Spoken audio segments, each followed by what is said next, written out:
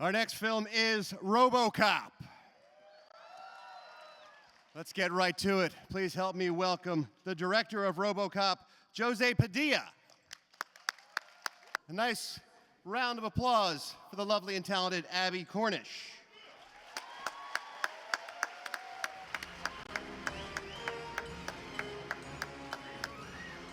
Ladies and gentlemen, Michael Keaton.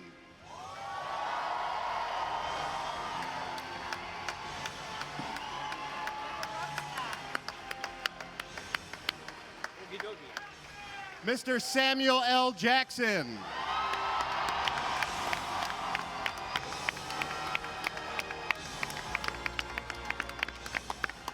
And Robocop himself, Joel Kinnaman.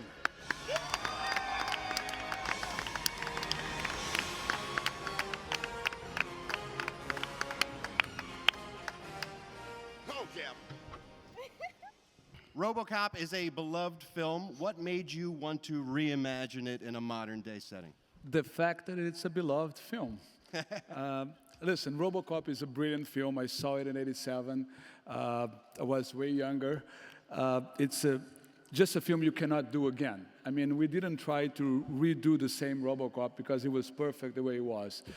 We just took the concept of Robocop, and there are a lot of bright ideas in that movie, and we brought it to the present. And we are more and more in a society that Robocop is relevant. We now actually see drones being used in wars, and we will soon be seeing robots being used in war. As you've seen in the footage, this is going to become a big issue. That's why we tackle this. Yeah, humanity and human rights versus machine is much more relevant now than when the first film was made. It's perfect. Yeah, and the first film saw it, which is a great merit. They saw that way back. Now we have more knowledge of how this is going to go down, and I think it's going to go down exactly as you see. First, we're going to be using machines abroad in foreign policies and interventions, and then we're going to bring machines home. And Michael, Raymond Sellers strikes me as a guy who believes 100% that he's right. Yeah, I mean, I think he sees even more. Actually, I think he sees that maybe, you know, how you define what is right and what is wrong. You know, he's a complex dude. He's a big thinker. But if you had to put, you know, he had to check a box, right or wrong, he'd say, no, what I'm doing is basically right. He understands the bigger question and the moral issue and all that, but he sees a bigger picture and he simplifies everything, and he's the ultimate pragmatist, and he says, this is your choice. This is the world we live in. Am I wrong because I think if I do this, that, you know, the world will be a better place? And if the answer is no, you're not wrong, he says, well, then that's what we need to do. You know, this is the issue at hand. And Sam, Pat Novak, that's a show that could be on television right now. Completely believable. Did you find any inspiration in any of these broadcasters, maybe, to get the feel for Pat Novak's vibe? Well, I like to refer to Pat Novak as Rush Sharpton. So we kind of get a combination of those two guys. A guy who has an opinion, who's not afraid to state it, and uses every means necessary to get people to agree with him. Joel, let's talk a little bit about the challenges as an actor of playing man and machine fused.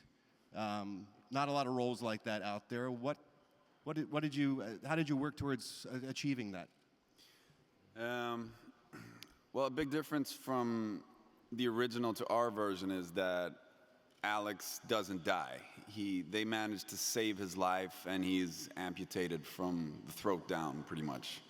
And he has some form of respiratory system inside the armor. And over the course of the movie, he has this internal battle with the artificial intelligence and his own soul, or his own humanity. And that was the challenge to portray that, and that's what I think we were able to do. And Abby, I think this film, more than people would expect, is also a tremendous love story and about a relationship. You want to talk a little bit about your character? Yeah, I think what's nice about the Murphy family is it sort of grounds the film in, in basic humanity. The idea of love, of marriage, of having a child. And so, particularly in the story of Robocop, because he does become half man, half robot, it's how he is affected on a deeper level in regards to his wife, his child, and the emotions and how that interacts with the robot part of who he has become as well. So it was a really lovely role to play. I was playing the loving, grounded, very wholesome, and it was kind of nice to play a woman who really fought for her man.